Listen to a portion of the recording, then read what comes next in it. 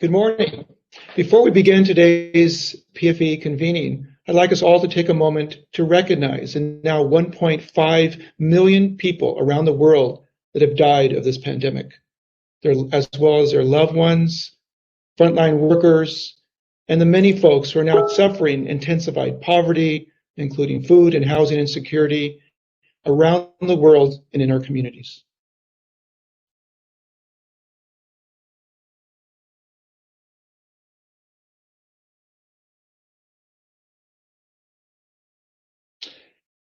We will get through this together.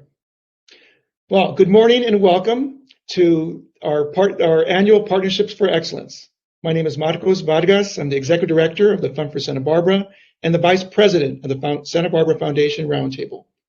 I'm very proud to say this is the 26th anniversary of our Partnerships for Excellence, an annual convening of Santa Barbara County nonprofits and foundations.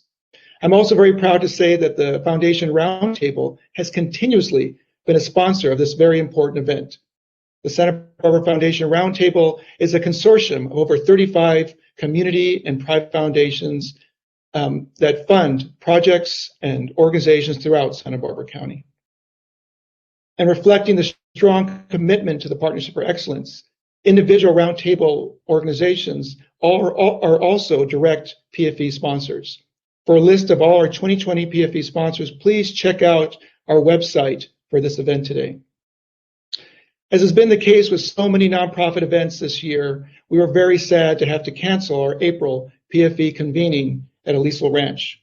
However, it's our hope that this three-part virtual series is serving to maintain and even strengthen the connections and partnerships within our sector, particularly in this time of limited community interaction, as well as we all struggle to do all we can to continue our important work during these challenging times. Today, this third and final session in the series is designed to bring us together in a conversation around a critically important and very timely issue, exploring diversity, equity, and inclusion for nonprofits. But before we move on, I'd like to make a few more acknowledgments. Today's event would not be possible without several of our very important partners, including the Nonprofit Resource Center, NPRN, PFE Advisory Council, the Ruby Road Leadership, Visionality, A Busy Woman Consulting, and Life Chronicles. For today's program, we'd also like to give a special thanks to our featured community leaders and our facilitator, Claudia Armann.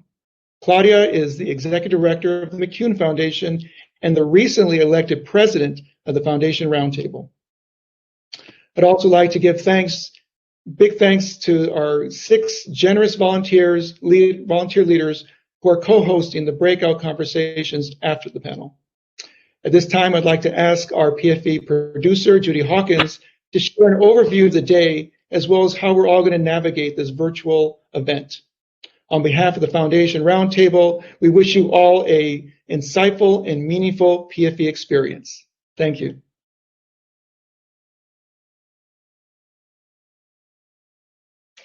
Marcos, thank you so much for joining us this morning and for the continuous support of the Foundation Roundtable for the Partnership for Excellence. Welcome everyone to Excel Events, the platform that you're on in this moment, and our latest PFE experiment. Today is the final of a 3-session series that has been hosted over this fall. This program, if you haven't joined us before, is similar to a Zoom webinar. So for this portion of the morning, only our speakers will have access to their microphones and cameras. If you have any technical issues or questions, please post them in the chat feed on the right side of your screen, and we have event staff on hand. They are super friendly and will reply in the moment if you need any support. During the panel program this morning, you can engage using the tabs on the right of your screen. So you can see in the chat, you can post to individuals or everyone who is in the audience. You can toggle over to Q&A if you would like to post a question for consideration. We'll have time for just a couple of questions at the end of the panel and can follow up with others. We won't be using the polls function today, so you can disregard that. And the people tab will take you to a list of all the attendees who are signed up online so far. So enjoy that opportunity to connect with one another as we broadcast the program. So today, our schedule, this featured conversation will be about an hour until 10:45. And then you will move to breakout rooms where co-hosts will facilitate 35 to 40-minute community conversations in smaller groups. That's your chance to bring your insights and ideas on this topic to one another. Those conversations will end at 11:30, and at that time you can join our hosted noontime networking until 12:30 in the PFE lounge. You'll find those on your left-hand sidebar. And after that, the site will stay open until 3 o'clock this afternoon. So you can self-organize, you can set up a video chat with someone that you have that you've seen in the attendee list, and we'll tell you more about how to engage those options later. So here we are in a digital hotel, and all getting used to this experience, I think, more and more through various platforms. So we realize it might get a little confusing. Parts of it could be frustrating, even a little bit silly, and it's okay. So we hope you'll stay and do really rely on that tech team if you need any direct support. We also know there have been some power outage warnings on the Central Coast, so hopefully we're free and clear of any interruptions today. But if that does happen in your area, please try logging back in as soon as you can. And in the worst case, we are recording the panel program this morning, and we'll share that later on the NPRN network if you miss it for any reason. We're all back to shelter in place, right? To this current health order, which means more isolation and Zoom for some of us, and more demand and long hours on the front lines for many of us. Whatever it took for you to be here today, to pause for learning and connections with one another, thank you. So a little bit about today's theme before I introduce our panelists. Today's theme, Exploring Diversity, Equity, and Inclusion for Nonprofits, is inspired by the heart of our art to provide services, to expand access, and to achieve equity in our communities every day. So what we hope today is to open a learning space, starting with a question for each of you. Where is your organization now around diversity, equity, and inclusion? Through listening and dialogue, we invite you to lift up your curiosity, your respect, and your encouragement for one another's voices and experiences. None of us has all the answers here, and this is personal. It might feel awkward or even uncomfortable, and many of our nonprofit staff and leaders feel this every day. So let's tap into compassion today for others and also for yourself. This work is for all of us, and it's a continuum of awareness, of learning, of action, and of healing. We're never done. Today, this program will be in two parts. The first, these courageous community members will share their organizational and personal stories in a conversation together here on the main stage. And second, you'll have the opportunity to move into breakout conversation where these speakers and additional co-hosts will facilitate sharing of your ideas and insights and questions on this topic. During this program, in the chat, we're going to be sharing some resources. One will be the DEI spectrum that was sent to you also yesterday. And secondly, a collaborative document. We're going to begin to collect DEI resources for a future resources page on NPRN. So you can look for both of those resources. Now let's meet our panelists.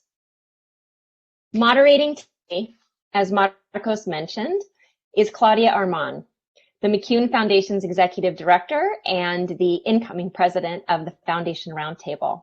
Welcome, Claudia. Joining her in conversation, please also welcome Katya Armistead, the Assistant Vice Chancellor and the Dean of Student Life at UC Santa Barbara. Please welcome Jordan Killebrew, Director of Communications at the Santa Barbara Foundation and co-liaison for Healing Justice Santa Barbara. Good morning, Jordan.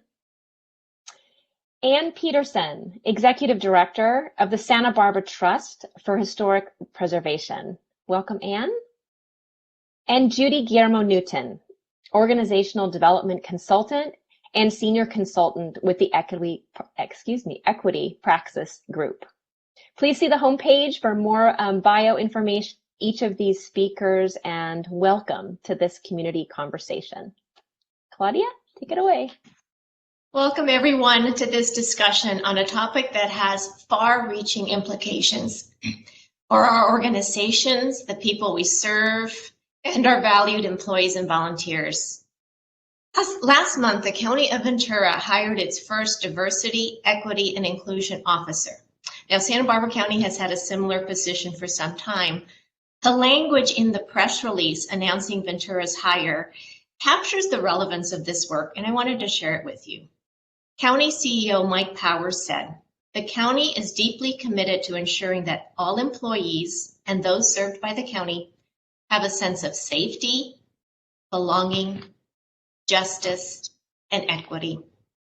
These are important values that we all share." So today we'll talk about what we can do to create safety, belonging, justice, equity. To have a meaningful conversation, our panel agreed that it was important to have a shared definition of key terms. So let's define diversity, equity, and inclusion. These definitions that we'll be sharing with you on the screen now are courtesy of Jared Schwartz, who led Just Communities for many years and is now part of Equity Praxis Group. So diversity is the demographic mix of a specific collection of people, the range of similarity and difference within a group. And I'll ask to show the slide, please, with the puzzle pieces, because I think that does a nice job of illustrating just the range of diversity that we're talking about when we say diversity. And one puzzle piece that I would like to add that isn't here right now is geographic diversity, because that's very important in a county like Santa Barbara that has such a wide geographic spread. The next term, equity. And if we could go back, thank you. Equity is defined as impartiality, fairness, and justice within institutions and systems. The absence of or elimination of structural and institutional barriers to opportunity, access, voice, power, and agency. And inclusion, the degree to which people feel truly welcomed in, a part of, valued by, connected with, and able to be or bring their full selves to an organization, a group, or community. So this refers to organizational environment. So with these shared definitions, let's start the conversation. I want to say there is so much wisdom in this panel, as I learned during the course of our many planning meetings. So to all of you on the panel, I know you represent a range of organizations with different objectives, but you all recognize the importance of this work. Could I ask you to share a story to help us wrap our minds around why embracing diversity, equity, and inclusion is important for an organization to fulfill its mission, or why not doing so can cause harm in the community? And I'm going to start with Ann. All right, thanks everybody. I'm really honored to be here with this amazing group of people. Someone earlier backstage referred to them as the rock stars. I might be a bit of a fangirl, but I'm okay in that role. It's been a great opportunity to get to know everybody. In terms of a story about DEI, I speak from my experience in the museum field, and my own organization is on a journey of tremendous change, and it's a really long journey. So this isn't something that happens overnight, and I think that's a theme that we might end up coming back to. For my organization, we had a fairly narrow interpretive scope. We operate a Spanish fort in downtown Santa Barbara, El Presidio de Santa Barbara State Historic Park. And our general plan requires that we focus on the Spanish colonial period as our primary interpretive period. You know, and it is the founding site of the city. It's a 40-year period. I think the recession in 2008, 2009 for us was a watershed moment, and for my field as a whole, in terms of questioning our relevance and how were we going to move forward to make sure that we were still engaging and relevant to the community in a time of economic crisis. And that's really where I think our journey began. We were, during the recession, it was pretty incredible. We acquired Jimmy's Oriental Gardens, a second-generation family-run Chinese restaurant, and added it to our park, which opened up our interpretation to include what was also a state parks initiative to interpret the Asian American history of California. And that created new possibilities for us in terms of reaching out to a broader swath of the community and showing how the history of our site was relevant to the broader community. And I think my field now, now that we're, you know, trying to survive this pandemic, has moved on from the idea of relevance and moved towards a more specific focus on diversity, equity, and inclusion as the way forward. I see some of my colleagues are on the attendees list, so shout out to all my museum peeps. But we're reading all the studies about 2/3 of museums in the country facing closure by the end, permanent closure by the end of the pandemic.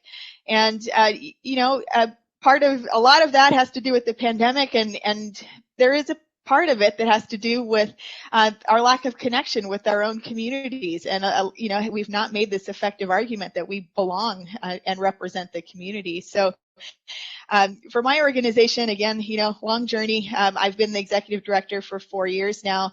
We started doing programming that reflected more diverse stories within the Presidio neighborhood, I'd say about 10 years ago. And that programming brought a whole lot of new people to our site. It also brought criticism because we weren't doing what people thought we were supposed to be doing according to our website, our mission statement, our general plan. Everything that they could see about us suggested that we did one thing, and we were doing something different. So, you know, we've received some letters that were also CC'd to the governor threatening our IRS status because we were showing films about immigration, for example, when, you know, for me, it was so logical. Our whole site is based on a series of immigrant groups coming in, settling, and building this city. But I realized we kind of did it backwards. We didn't make those structural changes. We just started changing our programs.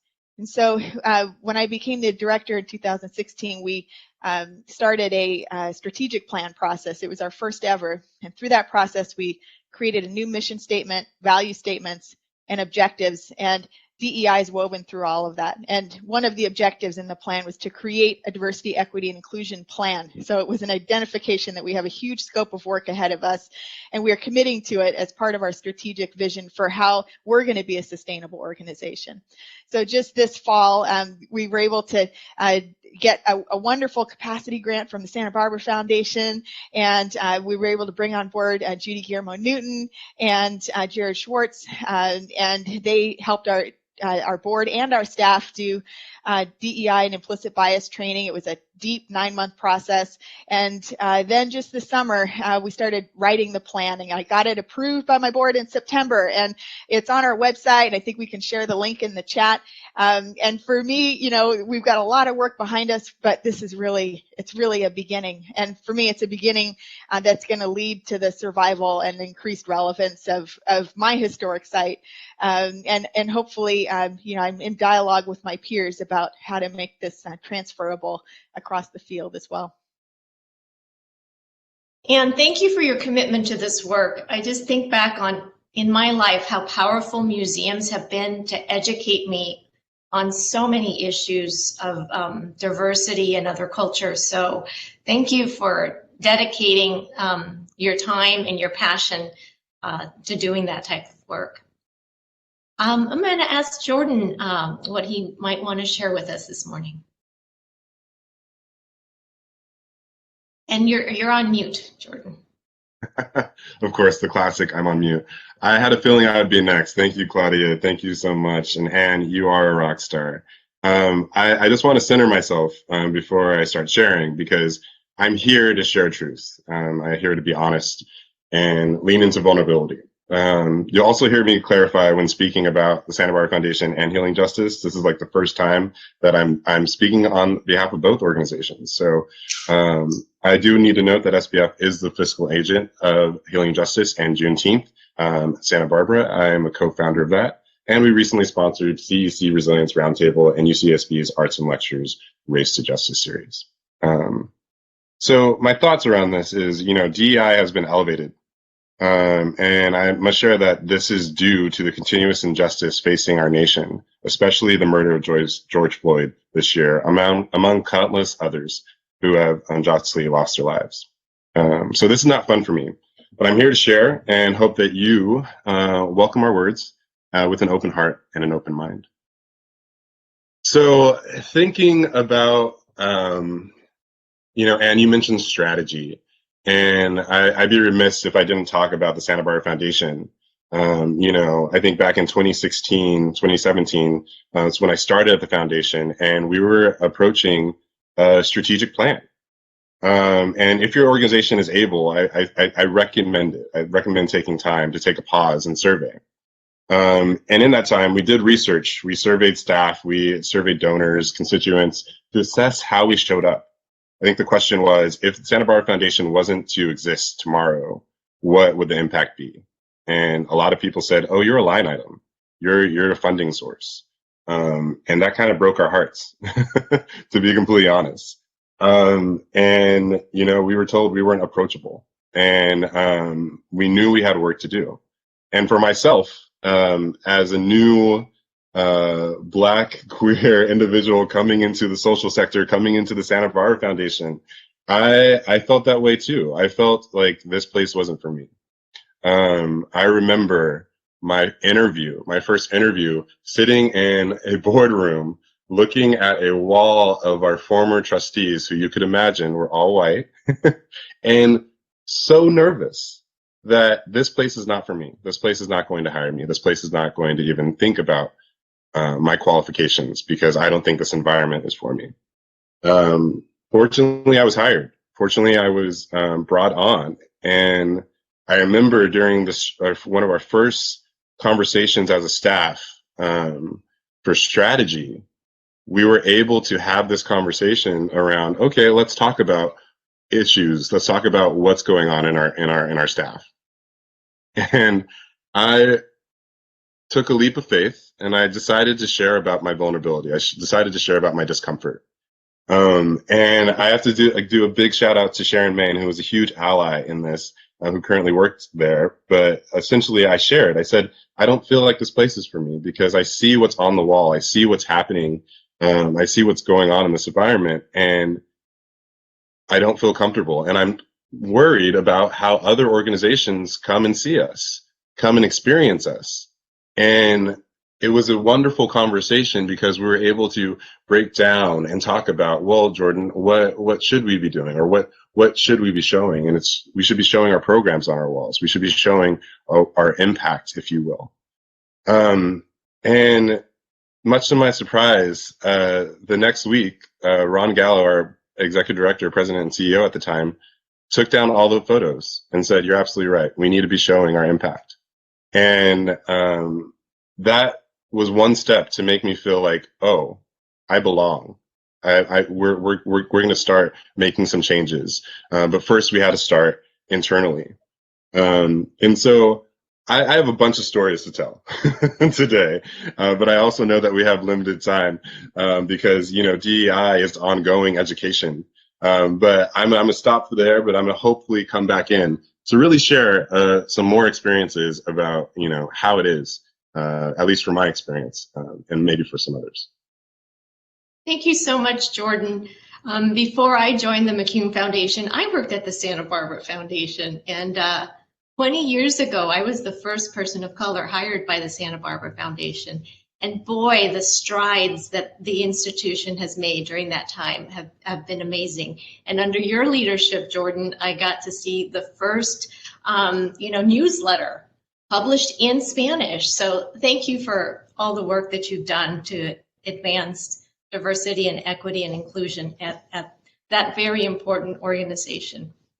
Absolutely. And I would be remiss if I also didn't say that right now we're thoroughly exploring our own DEI policy and our work to understand how we implement it and best practices. And there's more to talk about that, but I thought I should say it. We're still working on it. Thank you. I'm going to turn to Katya now. If you could tell us a little bit from your perspective. Yeah, so I work for a very large institution, UC Santa Barbara. And so it's really hard to generalize where UCSB is. But my personal story is I was born and raised in Pasadena, California, except for a short 2-year stint when I was younger and lived in Virginia. And that's when I actually learned what racism is, because I experienced it greatly as a very young person. Was very excited to get back to Pasadena. And I came to UCSB as an undergraduate. And once again, I was reminded what racism was about, and I felt really lonely. As a person of color, as a mixed woman, I just didn't fit in. I never fit in. I have a handful of really close friends from my experience as an undergraduate, but coming from high school, I was class president for a couple of years. I was in a lot of philanthropic organizations. I was on the track team, tennis team. I played soccer. I came to UCSB and I did none of that because I never quite found my community. And thank goodness for employers. I worked for Arts and Lectures as an undergraduate, and that I found community there and loving staff, and the Education Opportunity Program, EOP, really helped me get past academic probation and trying to do well in school, and actually did pretty decently in the last 2 years. So when I left the institution as a student and I tried some other things, I think I knew my heart was in education, and I do want to just say one of the pieces missing from that puzzle was education, because education is a real privilege. And I think we need to recognize that, especially when we are, in the business of service, and people are going to be, have all different levels of education. And I was first generation, and so I want to just recognize that now I have the privilege of education. And so when I found my way back to UCSB as a staff member, as an administrative assistant, and my goal, my purpose, my mission was to not have students have the experience that I had. And there are lots of people working on that. So that's not just me. As I shared that, I had a lot of good support from staff, and I wanted to be one of those staff members. And so that's my personal journey and story. And, from mentors, from the former Vice Chancellor, Dr. Michael Young, who believed in me and pestered me like he does most people of color, like, when are you getting your doctorate? When are you getting your doctorate? And me, being first gen, never, ever considered that I'd even get a master's. And the fact that I have a master's and a doctorate degree because people like him heard me, supported me, believed in me. And again, that's who the person that I want to be and show up at UCSB. Excuse me. As I've gotten older, I have turned not just to students, but to staff, because now I know I have the experience and I believe in staff and I see just the amazing work they're doing. So I would say in terms of the organization, there's big UCSB, there's the Division of Student Affairs, in which, so sorry. This is my office mate, Boots. There's the Division of Student Affairs, in which I'm on the executive leadership. There's my cluster, Student Life, and then there's the smaller departments. And where I've tried to make a difference with people through all of those areas. And one thing that UCSB has just done, and I'm so glad to hear Claudia's story with Ventura, we just hired a Vice Chancellor of Diversity, Equity, and Inclusion. So much work to do, because you can put people in places, but you have to give them resources. And so right now what I'm focusing on is how to support Dr. Belinda Robnett, our new VC, because it feels a little bit like a check mark. And I've done way too much work with some really amazing people at UCSB for that not to be a successful position. I'll stop there. Glad to be here.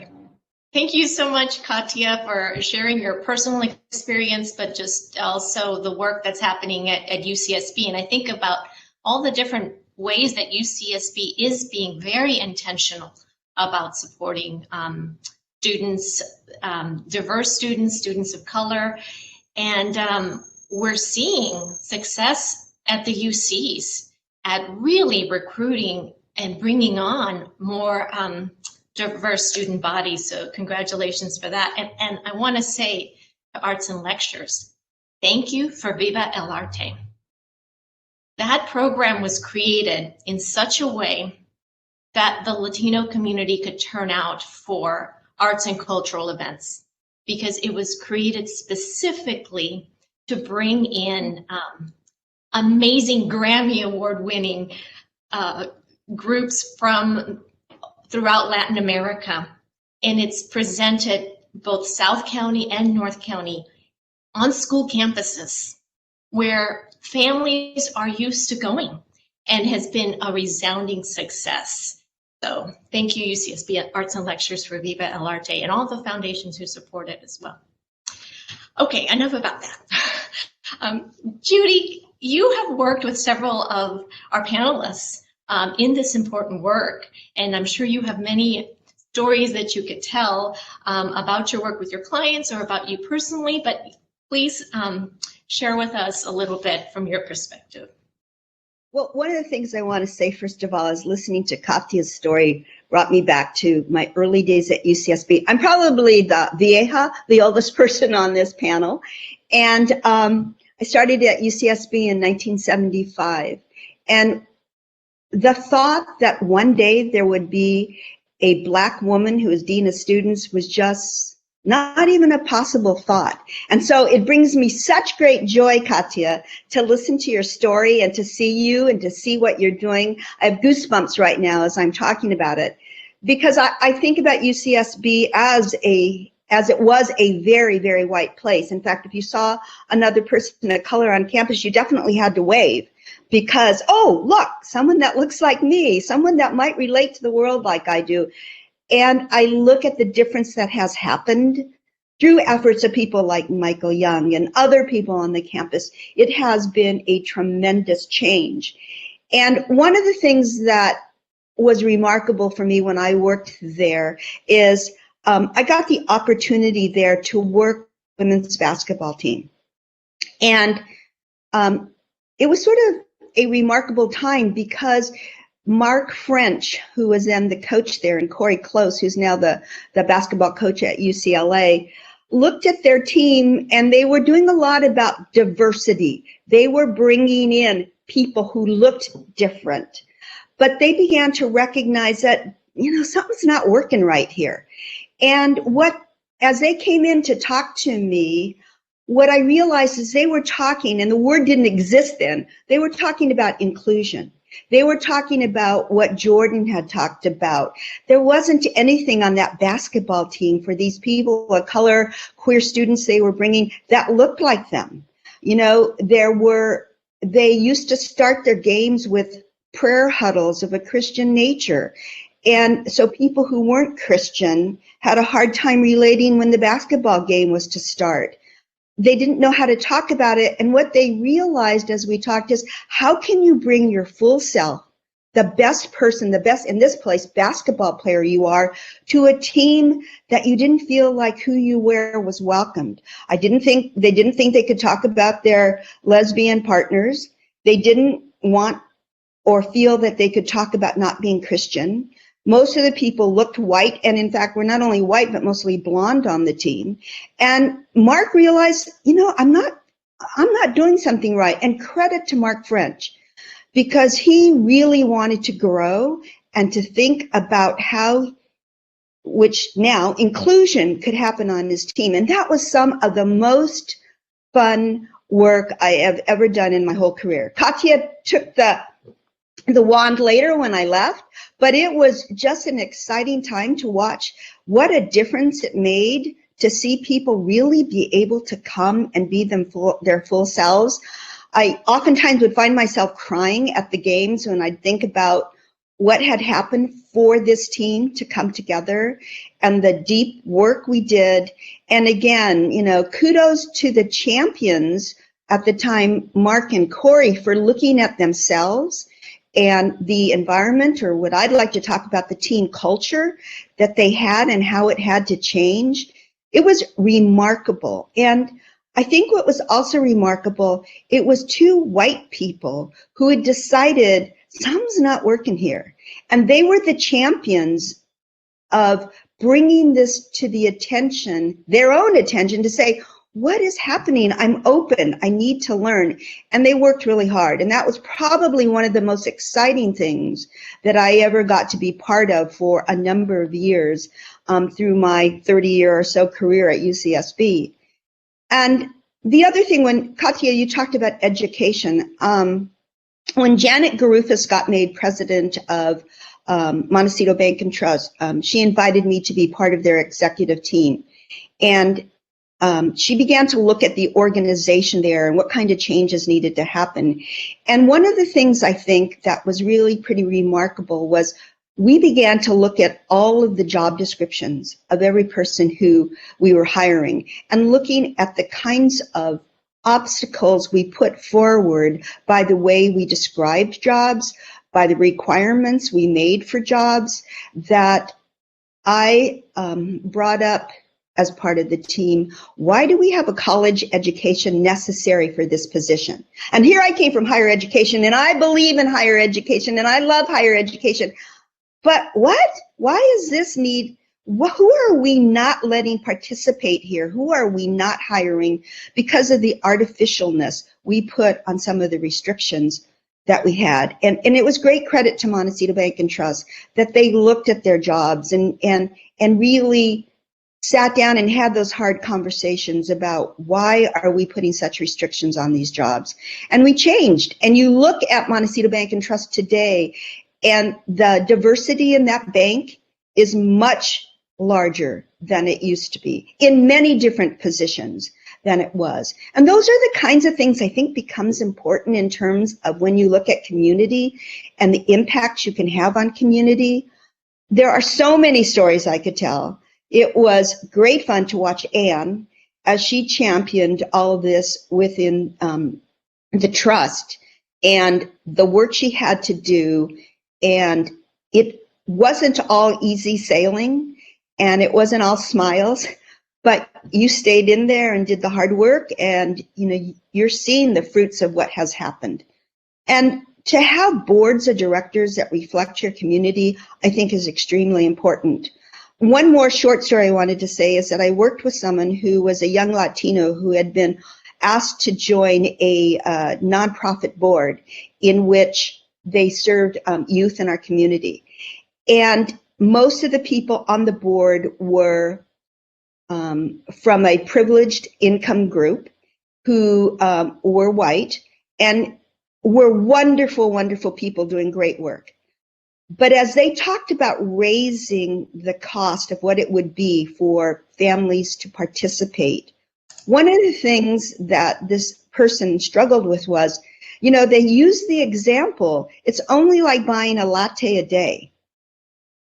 And he said, you know, today in my life, I can buy a latte a day. But at the time when I was using that facility, had they raised the price a latte a day, none of my family could have participated in this program that probably saved our lives in terms of education, staying out of jail, not getting into gangs.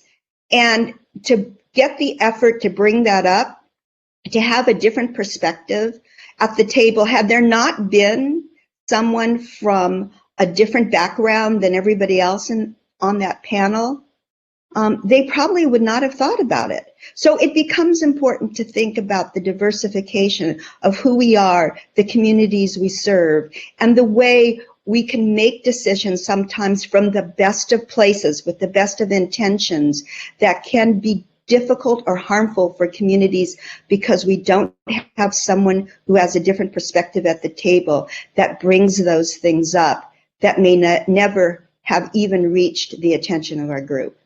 I have lots of stories, but I too can stop talking now. Thank you, Judy. I think your stories really illustrated a range of things we need to be mindful of. So when we are talking about diversity in your stories, you mentioned the LGBTQ community, education and different levels of education and different levels of income. There's just so many things that we need to be mindful of as we do this work. And so I appreciate what you're elevating.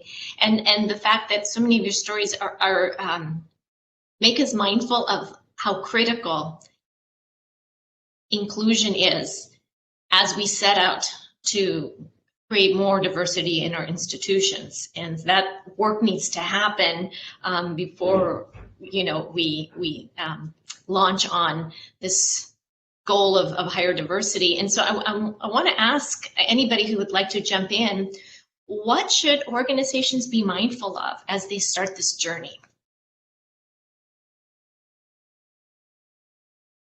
Well, I want to say one thing quickly. I don't want to hog this stage. Is diversity isn't enough. Bringing in numbers of, percentages of, those are demographic things, and I think they're important. I'm not trying to minimize that, but inclusion and equity or access, those are so tremendously important. Nothing is worse than being asked to be on something because you fit a quota. You're the right color, you're the right gender, you're the right whatever, but you don't feel like you can truly participate. And so I think it becomes really important for us to think about all the different ways that and reasons that we're asking people, an expansive group, a different group of people to be part of our organization. Why did we ask them? And are we really allowing them to fully participate? So it comes from things like your strategic plan, your DEI statements, but more than that is, Jordan, I can't say that enough. How can I make an environment that allows me to feel comfortable enough to bring maybe what is a dissenting opinion or a different opinion and not be considered a troublemaker all the time because I'm bringing that position or thought to the group process? I thank you, Judy. I think what you said in prior is culture. You mentioned culture, and I think culture has so much power in an organization. And when I think about culture, I think about who is in charge of the culture at an organization. And it comes down to those that are in power, those that are senior leadership, board members, donors. I can't tell you how many cringeworthy stories I've heard of folks of color that are staff members that have had uncomfortable conversations or moments with donors, but have been told by certain senior leadership, we don't want to make donors feel uncomfortable. And so it makes this weird moment where it's like, well, am I subpar? Like, is my feelings not equitable to this donor? And where do we go from there? Like, I honestly feel like, the social sector is a place where we're educating. We are always educating. We're educating our donors. We're educating our board. And how can we make that bridge to help educate our donors and bring them along in the process? Some may be willing, some maybe want to know about this, but if these situations continue to occur, we need to find ways to be creative and start educating. And I agree, Katya, education's a privilege. And just another story about culture. And this is a personal story that happened at a prior job to the Santa Barbara Foundation. I used to work and provide services at a local school in Santa Barbara. And I remember we had Skype. We didn't have Slack yet. That was a little bit a time ago. And we were colleagues were sharing a video. They were sharing a video, and on that video was of a colleague saying the N-word. They were inebriated and saying the N-word. And somehow I got sent the video without people knowing. And I saw this and I was kind of appalled. I had already knew that the culture wasn't for me. I already knew this place wasn't for me. I already felt like I wasn't a part of it. And I knew I also had to play politics. I knew I had to, see how I can, work in the conversation. And fortunately, one day it happened. It happened in a way that, you know, I was entering a room and it was the start of a meeting and people were laughing and laughing, and someone had the nerve to say, "Oh, we should show Jordan." And my supervisor, again, did not know that I knew this as a school director, said, "Oh, no, we don't do that here. We don't do that here."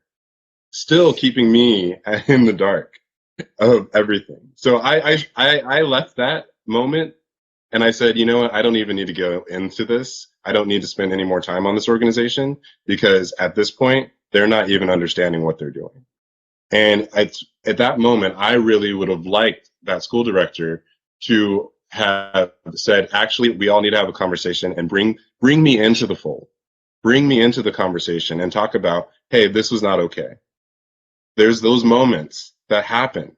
I hear it all the time where it's, oh, we don't do that here. This doesn't happen in Santa Barbara. We need to stop that. We need to stop that, because it's creating a damaging structure and a damaging culture within organizations and within our social sector altogether. And we have to be more careful, and we have to lean into education. Thank you, Jordan, for sharing Sorry, that was a lot. It speaks to something that you shared with us earlier, the importance of this work being supported and led and driven by top leadership. And I know that that's what Anne has been doing, you know, in her role at the Trust. Anne, could you talk a little bit about why that is so crucial? Sure, I'm so glad that that Jordan brought that up. You know, the leadership in a nonprofit, their job is to think strategically in the present, but also for the future. And you know, I think it's connected to this idea that if you're really doing DEI work in a way that's going to stick, you're creating organizational change. It's not a project, or, you know, it's not an event.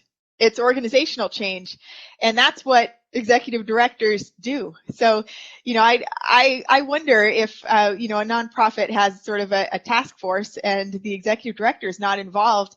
How is this work really getting done? Because we all know that organizational change does not happen without the commitment of the leadership. They can be a barrier if they're not involved. And there is the potential to sideline work that's of interest to the staff if it's not embraced by the executive director. So that's, you know, I made a real commitment that, one, we are talking about organizational change, and made sure that I framed all of our work with that lens. And two, it starts with me.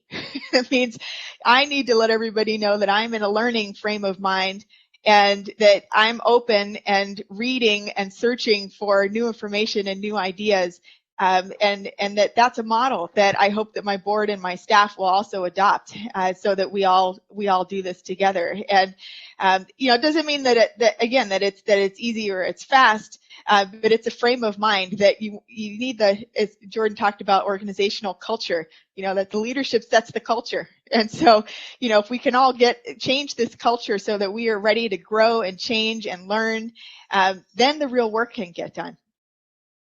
Hope that answers the question. I'm glad you said that, Anne, because that's exactly what was in my head, is that we all have to do our own work. You know, I have, you know, I'm a Black woman. I have so much work to do, and it never ends. And leadership has to model that. And so I'm so appreciative of you saying that. And I think about as my journey of learning, you know, Jordan was sharing a story. It reminded me of a story. So I work at UCSB, but I'm also have my foot in the nonprofit world. I was on the board of Family Service Agency, an amazing agency, for 10 years. And I'm still on their development committee. And, you know, Lisa Bravo, like, there was some comments made at a development meeting once that I was really uncomfortable with. And Lisa was so open that I knew I could just tell her, like, this was said and I wasn't comfortable with that. And she was so like, thank you for pointing that out, Katya. You know, so creating that, you know, I was on that board for 10 years and one of the few people of color, and it's gotten better. And I needed that leadership to hear me, and that's part of it. It's hearing, not just letting them say it, but actually hearing someone's lived experience is so important, and that's part of the learning situation. Another quick story, my son, proud Don, went to Santa Barbara High School his freshman year. In his honors course, the only person of color in his honors course, they're reading To Kill a Mockingbird, and he's starting to listen to rap music, and the N-word is, in the book and in music, and he's on the soccer team, and so there's lots of words and vocabulary, and he'd even pointed out, look, Mom, look what's in this book. In class, he left behind a note, and he had the N-word on it, and it got turned into the assistant principal's office, and he was suspended. And what that assistant principal said to me, which Jordan that doesn't happen here at Santa Barbara High. I'm like, bullshit, happens every day. When I went to the soccer game and there was a sign up saying, go number 23, Jamal. And I'm like, my son's 23, who's Jamal? Well, they wanted to blackify him, is what they said. So this happens, and I was disappointed in the leadership of Santa Barbara High for, instead of addressing how he's the only person in his class in an honors course, and the teacher can't address the language in a fine novel, therefore he's playing with it, and as a 14-year-old trying to figure out what that means for him as a man of color and talk about it with class, they suspend him, they get rid of the problem, right? So leadership is so important, and it's okay to say, wow, I don't know, I need to figure this out, and just to name it and to do your own work. So just wanted to put that out there. Thank you so much, Katya. Judy just reminded me that you should all check out the chat, because you have many fans in the chat who are really applauding this conversation. So I just want to remind you that that's there.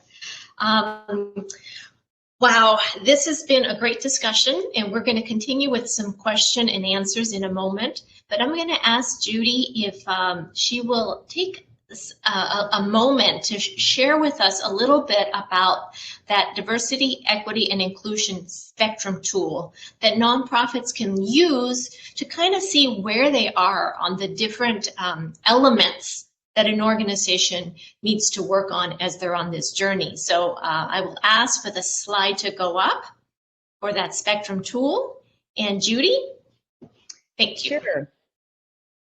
I believe that all of you received this in an email earlier, and I have found there are many different kinds of tools, so I'm not promoting this necessarily as the tool, but it's a helpful tool, I think, in terms of looking at your organization. It's put out by the Meyer Memorial Trust, and they talk about the organization, DEI, in terms of an organization in 5 different ways. And they talk about not yet started, which they define as the organization does not see DEI as relevant to its work.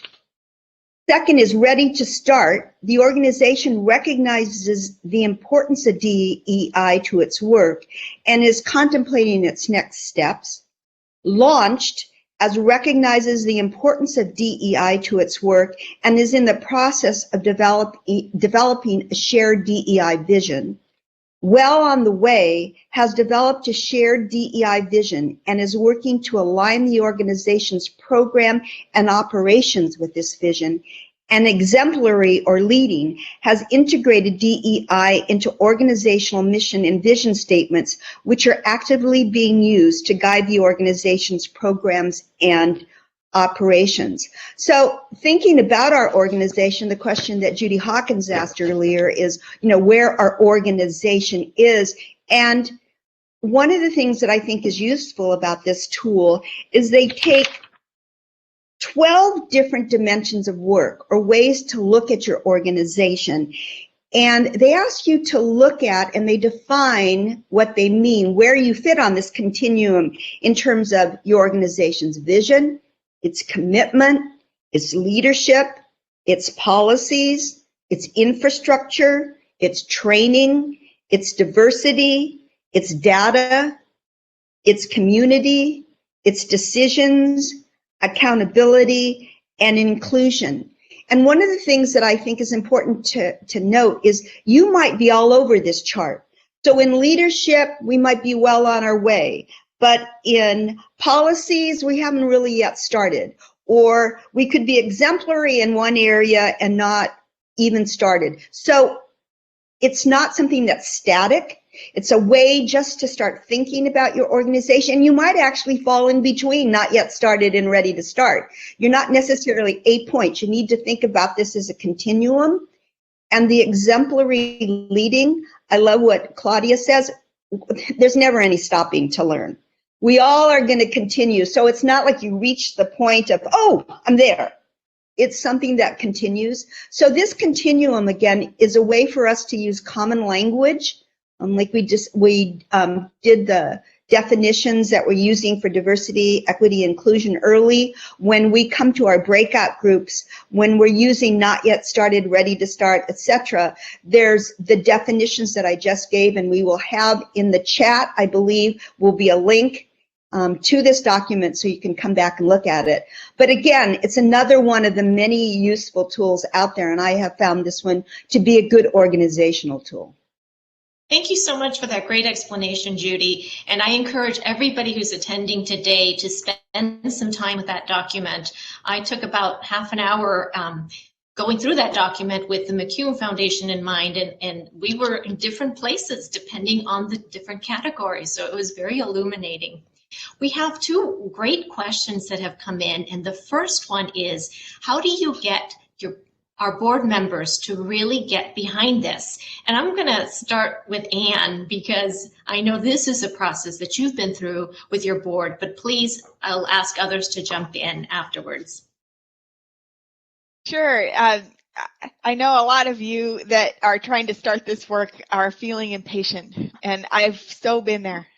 Just want to get started, but you got to get your team on board. And for me, working with the board, it involved a lot of messaging and team building. So, we first did a strategic plan, and we worked this into the strategic plan. So we now have value statements that say we value diversity, equity, and inclusion. That's part of our culture. I'm not sure that the board at the time knew what it meant to live those values, but they liked the idea a whole lot. And that was a building block for me, because then when I went to say, okay, now we've got this objective in the plan, strategic plan, to do a DEI plan. And here's how the DEI plan is going to help us live those values. So I kept tying it back. And then I found another tool. I found my champions. So we have a board president and a past president who were champions. And I think they may have felt a little isolated among the other board members.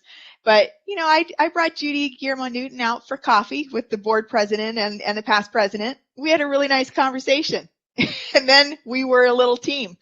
And the idea was then sort of build out the circles. And, then we went to the executive committee, and then I had, 2 strong board members who would message this to the executive committee, got them on board. Then I started presenting to the board at multiple meetings in multiple ways about what this plan was and what it was going to accomplish for us and why they were going to want to be a part of this.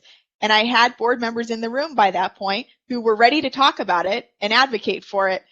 And, this process took about a year. And then when we finally started, I still had a board member say, you want me to come in for 4 hours on a Saturday? How about 2 hours? It's like, where have you been? We're doing this. And, and we did 4 hours and he showed up. But it's that process of repetition and making the links to how is this going to accomplish your goals? How is this actually going to help you meet more people, grow your audience, get more funding? The funding is out there. Jordan can talk to us about that. And accomplish your plans. And that's what DEI really is. It's about getting your organization to be successful, and you've defined it for yourself what that looks like. And so I would say, make a little plan. It's step by step, and it has to do with messaging and building your champions and helping the board see how they're going to get what they want by doing this work. And not everybody's going to end up being a champion at the end of this. Some people are hopefully more than enduring the training and other work. But I know my board now can talk about this intelligently and with commitment. And that took a year to do. And it was so worth it, because now we're all on the same page about where we're going.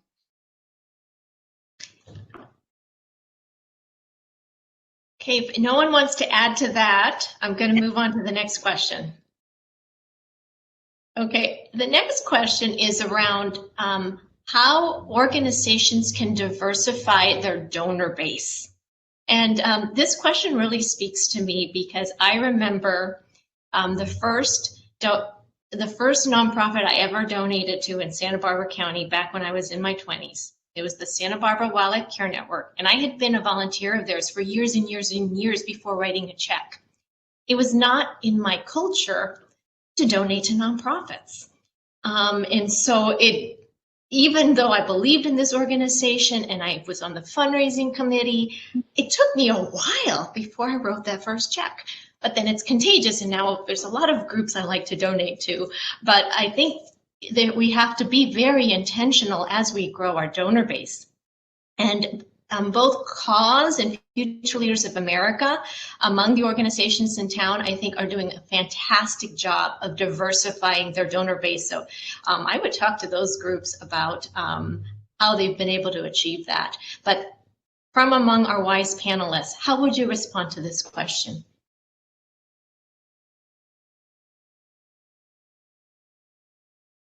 I guess one thing I would just say, diversifying your board helps. I mean, because you bring in different circles of people. And, you know, it's even bringing in people. I get asked all the time by people, oh, there's just no people of color to bring in on my board. And I think, what? You know, there's nobody who's really qualified. And I think of a few people I know who, and especially this one young Black man that I know, professional person who couldn't find a board to join. You know, and I'd have these boards saying, what? And I'd look at this guy and I think, wait, he would be the greatest board member. His energy, he's a tech person, he's smart, he's, you know, all of these things that, you know, I think that part of it is it's looking at how do we expand how we look at who's on a board member, who we bring as board members, because that also potentially expands your fundraising base as well as your perspectives. So I think looking at who's on your board sometimes can also enter what new networks or groups you can break into. Absolutely. And I'm going to go back to what Anne said a little bit, is looking at a strategy. So again, for our strategic plan at the Santa Barbara Foundation, we looked at how we use our language. We looked at how we use our marketing, how we communicate. How do we, you know, make sure that we're using inclusive language and then showing up in places that maybe we'd never been before. And we saw that was very, very powerful and has hopefully shifting who our donors are and bringing in more people, new people into the folds. I'll just add that not every event or conversation has to be about bringing in really big donors. Thinking about ways, because, you know, Claudia, and this is me too, like I like to volunteer, and, you know, sometimes we just don't have a lot of money to donate, but you have an event, even if it's a stuffing event or something like that, and getting people more involved in your organization. I think about, again, going back to Family Service Agency, there's been some merging of some organizations, and there's a particular event that doesn't yield a lot of money. And I really appreciated Lisa's leadership that, you know, I don't want to talk too much about what the event was, but she was really clear, we're going to do it the way the folks who have ran it before, you know, what they want to do, because we may not make a lot of money on it, but it creates community in that area of the county. And that's really more important right now than it is thinking about how we should change it to attract, you know, South County donors. So I thought that was really an important leadership move as an example, to think about who your constituents are and how to involve them in fundraising, even if it doesn't yield a ton. But that community commitment is huge. You know, one of the things that the pandemic did, I think, when I looked at a couple of events that I attended, fundraising events online, and one was the Cause event, and the other was Bread and Roses, was watching how amazing those events were, but how the platform allowed more equity, so people who maybe couldn't afford to come would come, but also that the giving and how people gave. When you look in the chat room, you know, and you saw the donations that were coming in at talking about smaller amounts, got the same kind of credit. And something about that was so celebratory and felt to me so much better than events where, you know, the $10,000 person, and we need them, the $10,000 person gets, you know, so much credit and accolades that it's kind of embarrassing to be the $10 person putting out your money. But when something happened, that it became more equitable to me when it came on this Zoom platform and you just saw people contributing, and I thought that was really powerful. Absolutely. And to plug, of course, the small capacity grant building program at the Santa Barbara Foundation, please look at this. Unfortunately, they have closed for the year, but they'll open back up in February. But it's an opportunity to get funding for a strategic plan, to help look at this and see how DEI can be layered into your organization, and help bring the boards along, help find data. Data is huge and will help bring board members, donors along in your journey towards ongoing education with diversity, equity, and inclusion. And I'll put that link in the chat for everyone. Thank you for all that great insight. And I also wanted to share that there is an organization that teaches a course on grassroots fundraising. It's called Grassroots Institute. The website is grassrootsinstitute.org. If I can multitask, I'll try to put the link in the chat. But a lot of the grassroots organization that McCune Foundation has funded have sent people to that training.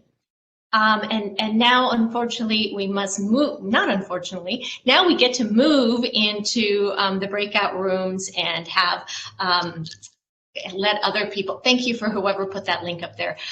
We'll have a conversation among the participants and the facilitators. So thank you all panelists for your amazing wisdom and insight and courage about talking about issues that can often be uncomfortable. Judy Hawkins, I'm going to call you back in so you can orient the group about the next step. Thank you, panelists. Thank you. Thank you. Wonderful. Thank you Thank all. you. I can't wait to learn from all of you. If we could hear the applause right now. So a disadvantage of this platform is that we can't see all of you out there from the main stage here, but it's great to have all of your comments and support through the chat.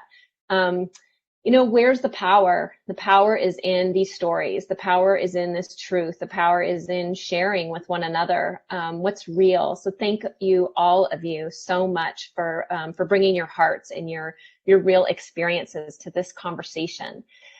Up next, we have an opportunity for you to join breakout conversations for the next 35 to 40 minutes. And I'll give you instructions on that in just a moment. Before I do, just a reminder that after the breakouts, you are welcome to bring your snack or lunch and join in noontime networking from 11:30 to 12:30. On the left-hand panel, you'll see the lounges tab, and you can come in there and learn more about how to do networking on the site. We know you're missing connecting with one another. We are. So please utilize the space this afternoon if it serves you to connect with folks that you have seen in the chat or on the platform this morning. And later today or tomorrow, if you will please fill out a survey and give us some feedback about today's program. You'll be getting that by email.